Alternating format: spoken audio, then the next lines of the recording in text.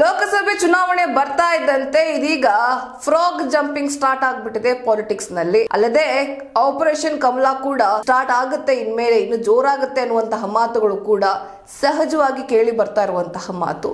ನಿಜಕ್ಕೂ ಅದು ಸಹಜನೇ. ಯಾಕಂದ್ರೆ ರಾಜಕೀಯ ಅಂದಮೇಲೆ ತಮ್ಮ ತಮ್ಮ ಪಕ್ಷಗಳನ್ನ ಮೇಲ್ಗೈ ಸಾಧಿಸೋದಿಕ್ಕೆ ಜನ ಯಾವ ಲೆವೆಲ್ಗೂ ಬೇಕಾದ್ರೂ ಹೋಗ್ತಾರೆ. ಆ ನಿಟ್ಟಿನಲ್ಲಿ ಬಿಜೆಪಿಗರು ಇದೀಗ ಆಮ್ ಆದ್ಮಿ ಪಾರ್ಟಿಯ 7 ಜನ ಶಾಸಕರನ್ನ ತಮ್ಮತ್ತ ಸೆಳೆಯೋದಕ್ಕೆ ಒಬ್ಬೊಬ್ಬರಿಗೂ ಕೂಡ 25 ಕೋಟಿ ರೂಪಾಯಿ ಆಮಿಷವನ್ನ ಒಡ್ಡಿದೆ ಅಂತ ಕೇಜ್ರಿವಾಲ್ ರವರು ಆರೋಪಿಸಿದ್ದಾರೆ.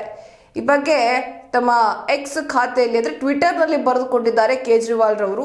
ಆಮ್ ಆದ್ಮಿ ಸರ್ಕಾರವನ್ನ ಸಂಪೂರ್ಣವಾಗಿ ಮುಗಿಸ್ಬೇಕು ಅಂತ ಬಿಜೆಪಿ ರಣತಂತ್ರವನ್ನ ಹೆಣೆದಿದೆ, ಷಡ್ಯಂತ್ರವನ್ನ ಮಾಡಿದೆ ಅಂತ ಆರೋಪ ಮಾಡಿದ್ದಾರೆ. ಹಾಗಾದ್ರೆ ನಿಜಕ್ಕೂ ನಡೆದಿದ್ದೇನು, ಕೇಜ್ರಿವಾಲ್ ರವರ ಆರೋಪಗಳೇನು ಅನ್ನೋದನ್ನ ನೋಡೋಣ.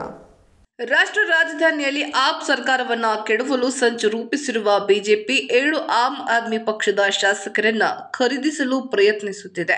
7 ಶಾಸಕರಿಗೆ ಬಿಜೆಪಿ ತಲಾ 25 ಕೋಟಿ ರೂಪಾಯಿ ಆಫರ್ ನೀಡಿದೆ ಎಂದು ಮುಖ್ಯಮಂತ್ರಿ ಅರವಿಂದ್ ಕೇಜ್ರಿವಾಲ್ ಹೊಸ ಬಾಂಬ್ ಸಿಡಿಸಿದ್ದಾರೆ. ಈ ಕುರಿತು ಸೋಷಿಯಲ್ ಮೀಡಿಯಾ ಎಕ್ಸ್ ಖಾತೆಯಲ್ಲಿ ಸುದೀರ್ಘ ಪೋಸ್ಟ್ ಹಂಚಿಕೊಂಡಿರುವ ಕೇಜ್ರಿವಾಲ್, ಬಿಜೆಪಿ ಆಪ್ ಶಾಸಕರೊಂದಿಗೆ ಮಾತುಕತೆಯಲ್ಲಿ ತೊಡಗಿದೆ.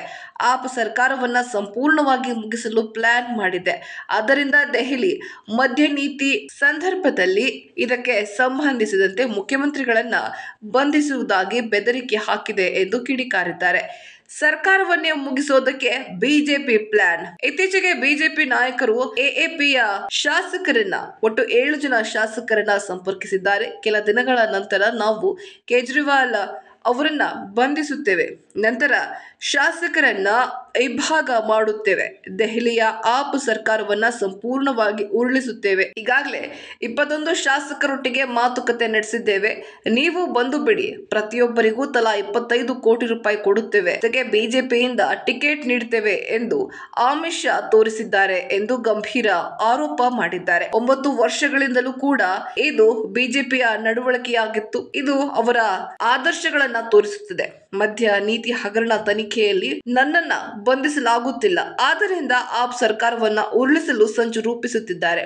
ಅವರ ಷಡ್ಯಂತ್ರ ಇದೇ ಮೊದಲೇನಲ್ಲ. ಕಳೆದ 9 ವರ್ಷಗಳಿಂದಲೂ ಇಂತಹ ಅನೇಕ ಷಡ್ಯಂತ್ರಗಳನ್ನ ಮಾಡುತ್ತಲೇ ಬಂದಿದ್ದಾರೆ. ಆದ್ರೆ ಯಾವುದೂ ಕೂಡ ಸಕ್ಸಸ್ ಆಗಿಲ್ಲ. ಏಕೆಂದರೆ ಈ ರಾಜ್ಯದ ಜನತೆ ಮತ್ತು ಆ ದೇವರು ನನ್ನನ್ನ ಬೆಂಬಲಿಸಿದ್ದಾರೆ. ನಮ್ಮ ಎಲ್ಲಾ ಶಾಸಕರು ಬಲವಾಗಿ ಜೊತೆಯಲ್ಲಿದ್ದು ಆಫರ್ ಅನ್ನ ದೃಢವಾಗಿ ತಿರಸ್ಕರಿಸಿದ್ದಾರೆ ಎಂದು ತಿರುಗೇಟು ನೀಡಿದ್ದಾರೆ.